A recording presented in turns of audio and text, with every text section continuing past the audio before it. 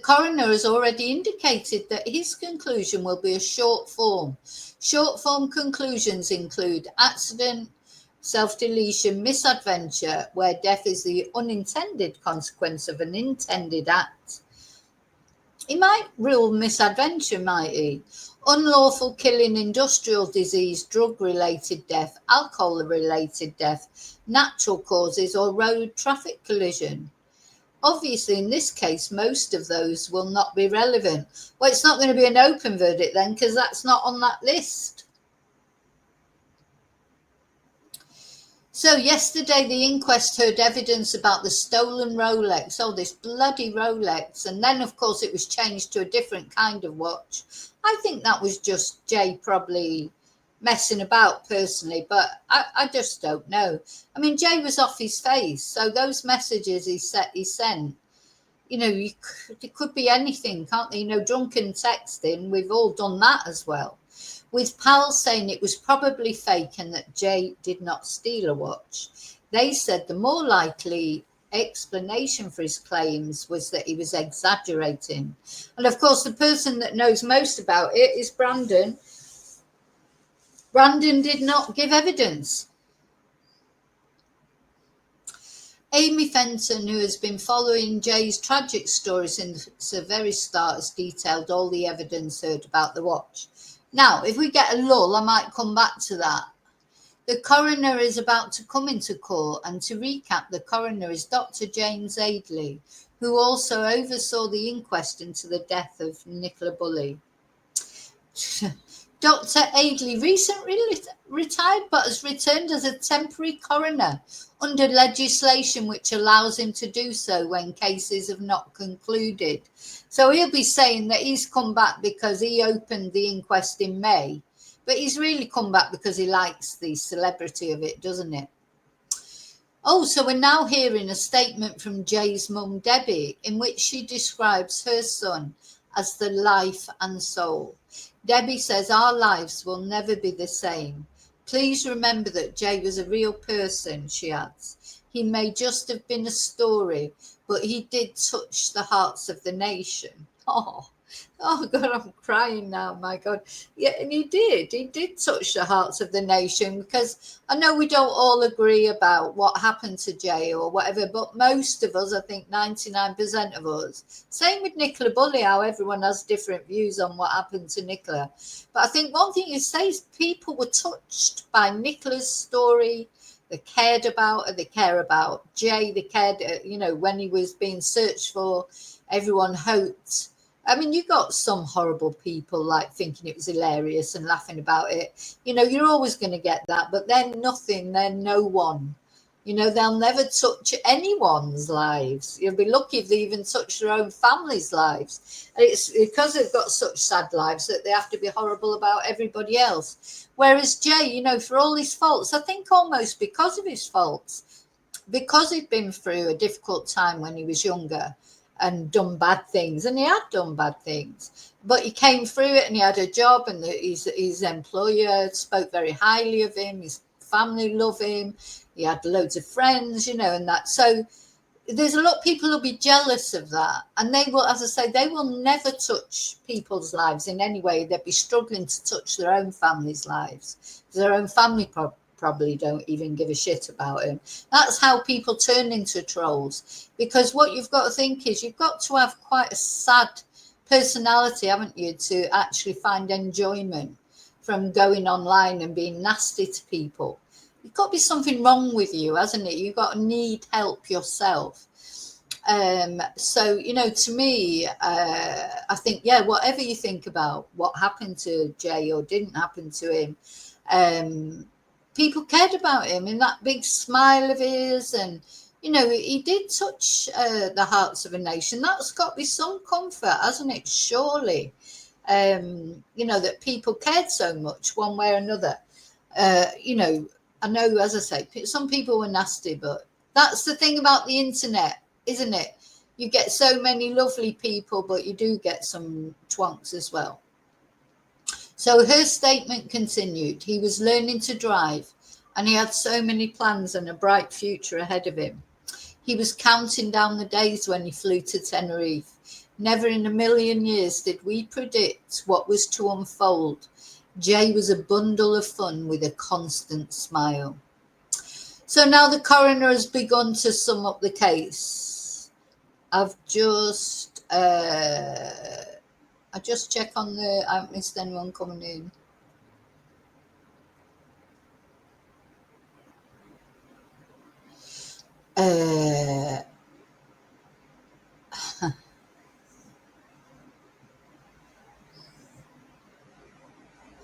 I hope you're all okay in chat. I think you are. I think you're all okay.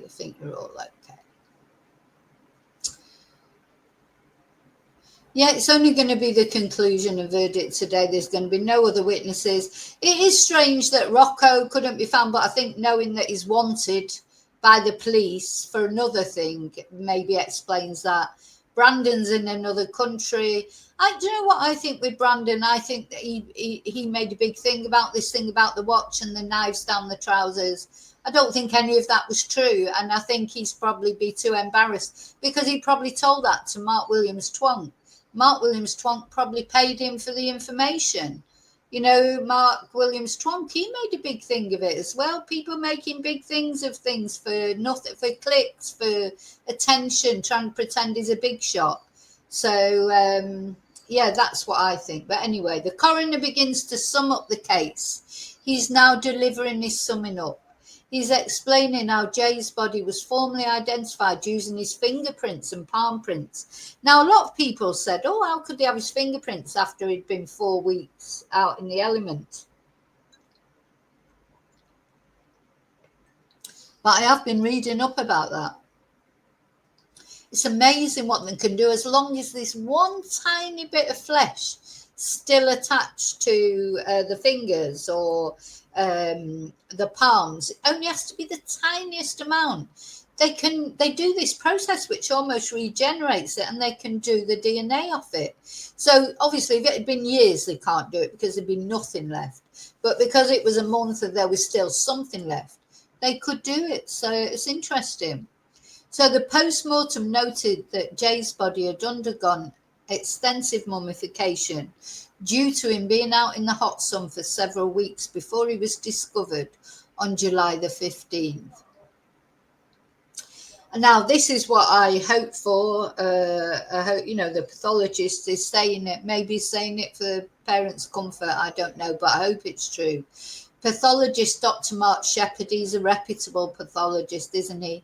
He said he's another TV guy though, of course, said Jay's death was probably instantaneous. The cause of death was a severe traumatic brain injury. Now, going back to this TV thing, I don't think I'm in favour of these people being on TV as until they've retired. After they've retired, you get a lot of ex-detectives, don't you, doing TV shows and stuff. Fair enough, when they've retired. But when they're actually still in their post, it just seems a little bit, is it just me? It seems a little bit icky, but I don't know. At the end of the day, they're still doing those jobs. They're not retired from those jobs. Toxicology tests revealed that he had taken MDMA, cocaine, and alcohol prior to his death. He was also dehydrated. I think all those things, he definitely wasn't compos mentis, or he would have thought he was, because especially if he'd been taking cocaine, it keeps you up all night, doesn't it? You think you can do anything. It's not a drug that makes you fall asleep. Even that Ayub said, didn't he, that the only way sometimes to come down is to then smoke a joint or take a sleeping tablet. So Jay was still awake. He wasn't ready to go to sleep. He didn't really want to go to sleep, did he? When Rocky apparently went off to sleep and Ayub did, he didn't want to go to sleep. He wasn't at that point. But I still think it's strange that he went back to the Airbnb. I don't think we'll ever know. Only Ayub knows that now, the real reason that he went back to the Airbnb. Maybe it is true what he says, and he just asked to because he just wanted to. He wasn't ready to go home. That happens as well, doesn't it? But I don't know if we'll ever know for certain. The Spanish authorities had also conducted a toxicology analysis, which also detected that Jay had also used ketamine, both shortly before his death and over a longer period. And as I say, that made me feel, especially for Debbie, but for Warren as well, I suppose, to know, maybe you all suspect that your child is taking drugs, and if you haven't got children, I'm talking to anybody who's watching. If you haven't got children yet, maybe you're younger, you wouldn't even think about, maybe you take these substances. A lot of young people do. But believe me, when you're older and you've got children and you find out that they're taking things like this, it's a shocker, because you just, 1 minute when you have children, 1 minute they're just like little kids, who want to go with you everywhere. And, they're just so loving and sweet. And, it is literally that Kevin the teenager moment, isn't it? Then suddenly they wake up one day and you can't, they hate you, and they just got, their friends are more important. They start smoking or taking drugs or drinking or whatever. And it's like you're thinking, who is this child? What happened to my child? And that happens, and that probably happened with Jane. Of course, he got into trouble, didn't he? And luckily for him, he was arrested, but he wasn't given prison, was he? He was given like rehabilitation. It worked for him. But what I'm trying to say is, this must have been difficult for Debbie, because I bet Debbie's never taken ketamine. I'm not saying she's never drank. I'm sure she might have even taken cocaine. I don't know. But a lot of the drugs that the young people take these days, older people would never have taken. They might have taken a bit of marijuana or whatever. Certainly alcohol, probably years gone by, would have been a more common thing that people would have taken. Until the 90s, wasn't it, I suppose? Drugs became so common, Though I do remember some, when I was in my 20s, some younger kids, about 15, 16, they were glue sniffing. Glue sniffing was a thing. I think I just missed out on it, or thank God for that. Oh, and of course, he'd been doing those balloons, hadn't he, the laughing gas. So, that's a lot of things to do in one night, all those different things. It's a wonder he was, it's not really a surprise what happened to him when you look at it in that way. So the coroner has referred to Jay and Bradley being too drunk to get out of their clothes after one night of drinking in Tenerife. He says this gives some indication. Where's it gone? This gives some indication to the extent of the partying occurring.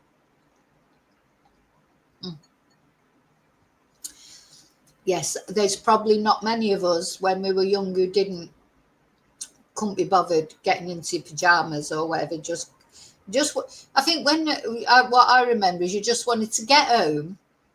And I always had a long way home, because I used to go out Manchester city centre, and I lived in Charlton, and it was, an hour on the bus or whatever. And so it'd be the late night bus. I'd normally fall asleep on the late night bus, miss my stop and have to walk back. Just couldn't wait to get home, get in, maybe make something to eat, because you're normally starving, aren't you, after you get home? Well, then anyway, because I think in Britain people go out for a drink, don't they? They drink and don't necessarily eat. They might get some chips on the way or something, or a kebab. But we didn't have kebab shops then, so I would probably roll in, make something to eat. My mum and dad would go mad in the morning because there'd be pots everywhere. That's what my son does now. I've just got up this morning, because he's arrived in at sort of 5 a.m. and decided he wants to make a great big meal. So you just, food, then bed, isn't it? So I don't think it's unusual to fall asleep in your clothes when you're young and you've had a few drinks. Yeah, it's funny, isn't it? Or you'd sometimes we'd go for an Indian afterwards. So be out in Manchester town centre, we'd go to this Indian, which was up near Victoria bus station. I can't remember the name of it, but that was the late night Indian and then you'd have your Indian, and then you'd be sat there and you'd be absolutely stuffed. and you just want to go, you just want to be beamed up and beamed into your bed. You've got to get home yet. And that would be then you'd go and get the late night bus or get your taxi or whatever you were doing that particular night. But yeah, it's funny, isn't it? You know, when you're young, I don't think there's anything unusual about what Jay did for what young people do, especially his first holiday abroad. You know, you go a bit even madder, don't you? You know, people just lose their head, don't they? That's why so many young people die abroad. It's not because there's something suspicious about being abroad. It's they're on holiday and they throw caution to the winds. So the coroner mentions that a common theme throughout the evidence is that Jay's friends have been asked to recall events after consuming copious amounts of drugs and alcohol. And I do think that's true, to be honest. I do agree with Dr. Adeley there. I think a lot of the reason that the statements are all confusing and conflicting is they don't even remember, probably. They were probably off their head completely, and now suddenly they've got to remember these things a year later. They probably didn't even remember them the day after. You know, they were all out of it. So I do think that's a problem with the whole thing, isn't it? It's a problem. Hi, Lily. Hi, Angel. Hi, Cornish. Yeah, he definitely made his decision. Yeah, I agree, Mia Media. The problem with a lot of the drugs now is that as well. You know, I think the drugs now mean that the cannabis now that's got all those chemicals in, and people say, oh, cannabis is good for you. It's not good for you. And believe me, I know, because I've looked into it in a big way for a reason, and it's not good for you. It's terrible for you. It's full of chemicals. It's not like the marijuana that people used to smoke years ago. It's completely different. And then cocaine and things like that. Is you get a little bag of cocaine, you haven't got a clue what's in it. You don't know what quality it is. It's a lot cheaper now than it used to be, and there's a reason for that. So, you know, these drugs now, they're just, it always amazes me, because a lot of young people are very health conscious, aren't they? You know, they'll say, oh no, you know, I'm not eating that, or I'm not doing that, you know, that's bad for you. And then they're going to snort a load of cocaine up their nose that don't even know where it's come from, or take tablets or smoke weed that's like full of chemicals. It's funny, really, isn't it? And then you know, maybe they're a vegan. I'm a vegan. You know, oh no, I don't eat anything unhealthy. Well, no, but they take all this crap into the body. Good God. You know, it's like you've just got to think about it, haven't you? Drugs are bad for you. They are bad for you. I don't care. You know, nobody's going to say to you that drugs are good for you, are they? Except ibuprofen, of course. That's my drug of choice. So, coroner recounts Jay Slater's final night out. When Jay and his friends meet up after he had been thrown out of the club due to not being able to stand up, they pleaded with him to come home with them, but he insisted on staying out. No, not that long ago, I had to take a girl home that I worked with. When I say take her and make sure she got to her taxi, because she was like that. She just could. We'd gone out for a night out. She was absolute. You know, I'm always the sensible one on the night out. Of course, I'm normally the oldest now, so I suppose that's fair enough. Maybe I wasn't the sensible one when I was young. And she was absolutely off her head. And she, I'm going to get a taxi. And I said, oh, well, I'll walk you to the taxi rank. No, I'll be fine. You know, she couldn't even stand up. But, you know, she was insisting. Anyway, obviously I didn't let her go to the taxi rank on her own.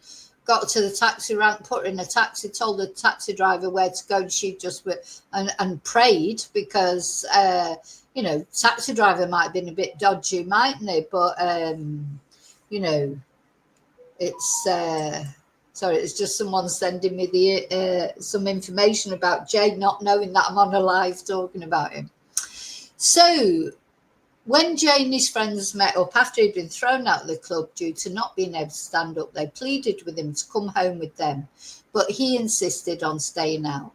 Jay then asked Ayub Kazim if he could stay out with him and Stephen Rockets. Ayub told Jay it was some distance away, but he offered to give Jay a lift back in the morning.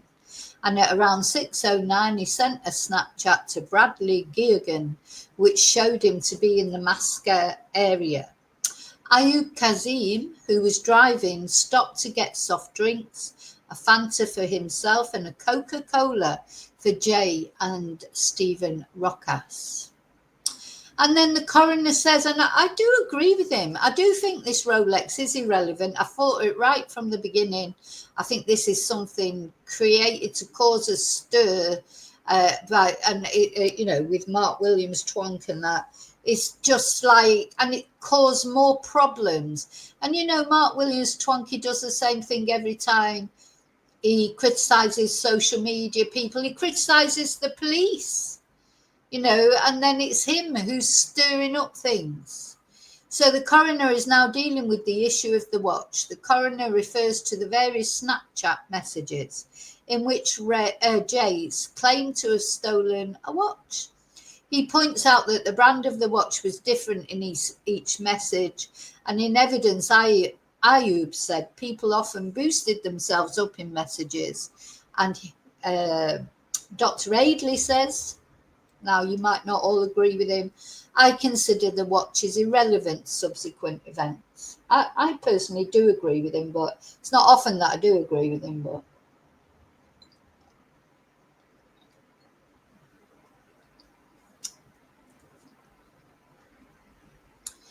so then the knives issue is addressed amid social media boosting claim. And the coroner is now turning to the issue of knives. Josh Forshaw, who gave evidence at the inquest in May, said that he received a Snapchat from Jay, who was lifting up his top and showing kitchen knives inserted down his trousers in case it kicks off. The coroner points out that Josh didn't ask any questions about this, nor did he mention this to Jay's friends when he took a taxi back to their apartment. At 7:30 a.m. on the morning Jay disappeared. And the coroner concludes, I do not consider that this report with the image of knives is reliable evidence and is more likely to be social media boosting. Again, I do agree with him for the simple reason is I've never seen that photo. Has anyone actually seen that real photo? I know Josh said about it. But the Snapchat had disappeared, he said, didn't he? Or, you can't keep those images. So, yeah, I just don't believe it. You can't believe it unless you've actually got the photo, can you? You can't, to be honest. Oh, right, that's it so far. Yeah, I couldn't get the Lancashire Telegraph up. Somebody was saying they couldn't get the Lancashire. That's yesterday's feed. They said they'd be back today. Let's have a look.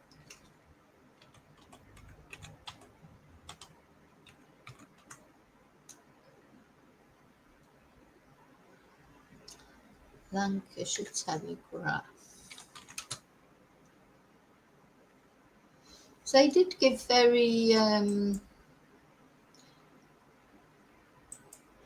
concise. Yeah, no, there's nothing up there for today for some reason.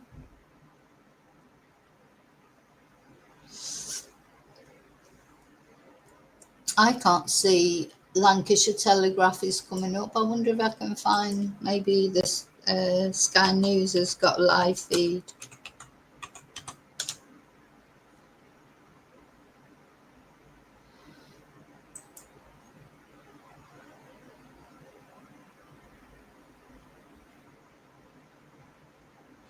Yeah, Sky News has got a live feed, but I wouldn't say. Right, they've got a new thing on there. Let's have a look. So this is Sky News 13 minutes ago. Jay Slater, so calling him Slater, I hate that. Jay Slater, use the first name. Have some respect. God's sake. Why did they do that? Why did they do that?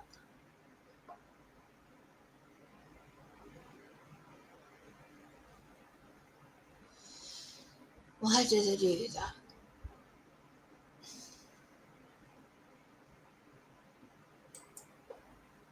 Anyway, we're now hearing from Coroner Dr. James Adeley, who's summing up the evidence that we have heard. He explains that Jay's body underwent a post-mortem examination on its return to the UK.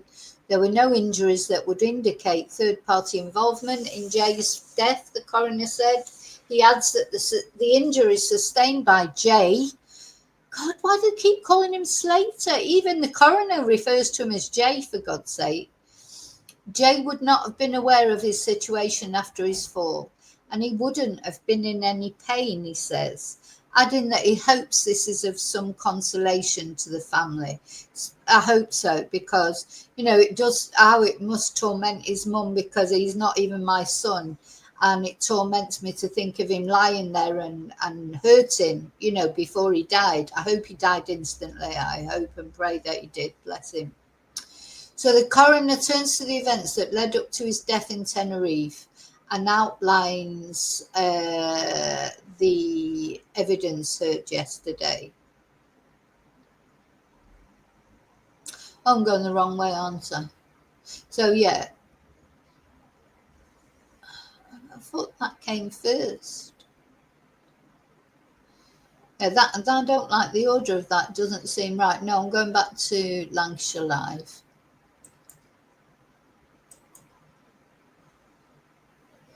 There seems to be a little break. So while there's a little break, I'll just have a look at the chat and I'll bottom to top.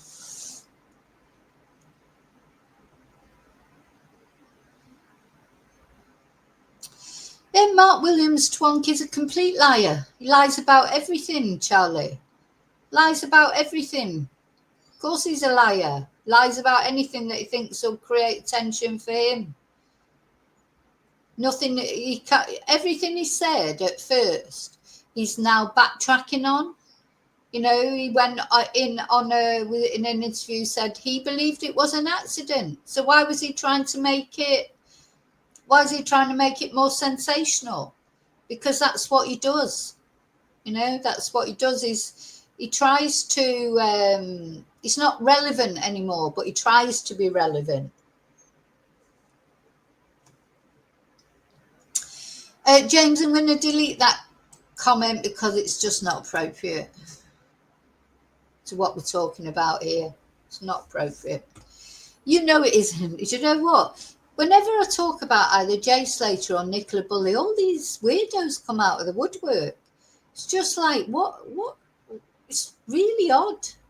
I can talk about other cases and never get a problem.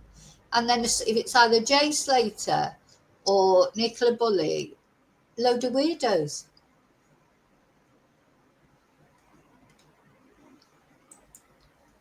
And I think just people deliberately trying to disrupt us. I know I've got my own theory on who's behind it. I know exactly who's behind them all. Just weird how it pops up. Yeah, it could be a bot. Could be a bot Moonbeam. But also, yeah, maybe they just look for, I don't know, popular themes because Jay's people like to hear about Jay. So, there's a few more coming up now. So, Jay was still under the influence when he set off to catch a bus. When Jay told Ayub Kazim he was going to catch a bus back to his apartment, Ayub told him there aren't any buses. However, Jay said he had spoken to the woman who had asked Ayub to move his car, and she had said there was one in 10 minutes. Ayub said that Jay still appeared to be under the influence that would make him more confident and impulsive. At 8:30 on the morning, he disappeared. Jay's smartwatch recorded him walking. At 8:10, 8:15, Luisa Hernandez was driving and she saw Jay walking along the right-hand side of the road, and she said it appeared he was walking in a brisk pace. At 8:21, Jay called Brandon Hodgson. Brandon's a sketchy character. he didn't want to give evidence. Why would you not want to give evidence at your supposedly your friend's inquest? Of course, if you were asked to give evidence, if you thought you could help in any way to bring peace to his family or to add clarification to what had happened to him, you would be glad to talk. So he's very sketchy, and I think the reason for it all is the whole lifestyle that all these people live is obviously big drug influence, isn't there? So a lot of them, it's like they say different stories because A, they can't actually remember what happened. B, they're probably worried about compromising themselves in some way with whatever they're up to and they could get into trouble for. It's because otherwise, how would you be so evasive when it's your friend's inquest and that their family are distraught and want to know what happened to them? You would be glad to help. So Brandon, he's a bad person. Brandon's a bad person. And Rocky, but at least Ayub, at least he gave testimony. He didn't have to. He could have been evasive. He's in a different country. Don't know whether he's there permanently or what. Lucy, Brad, we might not agree with them or approve of their lifestyle, whatever it is. But at least they did, give their evidence. But yeah, Brandon and Rocco, they're like real sketchy characters, aren't they? So at 8:21, Jay called Brandon. Brandon said he could see that Jay was in the mountains. Jay told Brandon he was leaving the road. Brandon said Jay was not hurt or in distress or frightened, but he did not appear to be himself, something he was unable to explain further when asked, the coroner said. Jay then called Bradley Gergen. Jay said he had left the Airbnb to come back and start drinking again. Bradley did not think anything had happened at the Airbnb to make him leave. He asked Jay if he knew where he was and to turn maps on. Jay said it was an hour's drive or a 14-hour walk. And at the end of this call, Jay's phone battery was at 3%. And that does seem strange because if he was charging up his phone in the Airbnb for at least an hour, why did he only have 3%? Just seems strange, doesn't it? So apparently he was still under the influence. So his pal Lucy urged him to go back as the phone battery dwindled to 2%. Brandon then called Lucy and told her that Jay was up in the mountains. Lucy called Jay several times in which she asked him if he knew where he was. Jay said that his mouth was dry, he needed a drink and he was frightened. He was completely lost by then. He was lost. He'd gone so far up into the mountains, he couldn't see where to go from there, but he couldn't find his way back to the Airbnb. So Lucy told him to go back. And at the end of this call, Jay's phone was at 2%. At 8:35 a.m., Lucy told Jay to go back again. And at 8:49, Jay's phone recorded its last data. At 8:52 a.m., Jay called Lucy again. His phone was at 1% and all he could see was the mountains. He was completely lost. And, probably, I know it's, the benefit of hindsight. Hindsight is a wonderful thing. Probably what Lucy should have said to him or what he should have done. It's not Lucy's fault. It's just stay where he was. Maybe she should have said to him, stay where you are. Don't move. I'm going to phone the police. And the mountain rescue would have gone out. They would have found him. He wouldn't have died of exposure in like an hour. He would have had to have been there for days, wouldn't he? So he should have, and he was, sounds like he was in the open. If he would have just sat down, stayed where he was, okay, he was thirsty and he should have not moved from where he was. Lucy could have phoned the police, sent out the mountain rescue, and they would have found him with heat seeking or with dogs or whatever. But of course, that's the benefit of hindsight, isn't it? So she probably thought she was doing the right thing by telling him to go back, but he couldn't find his way back because he was lost. because it all looks the same. And then the next minute, he's in a ravine.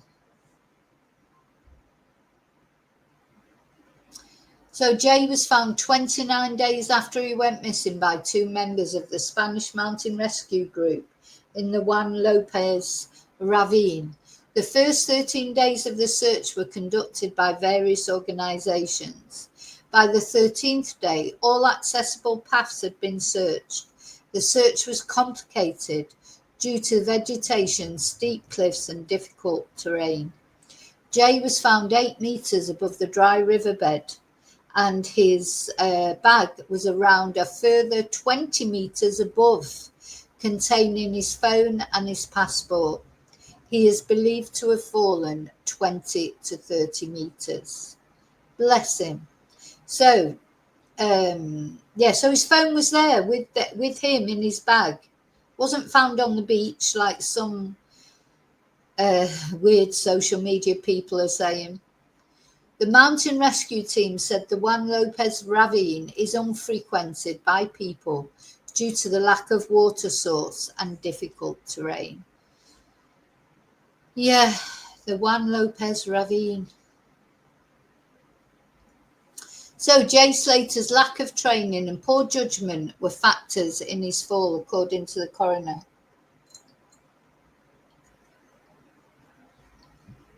His lack of training, poor judgment, lack of sleep and water,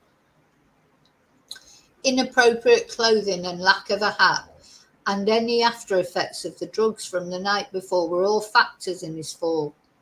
They would seriously compromise Jay's ability to react to a slip or a fall.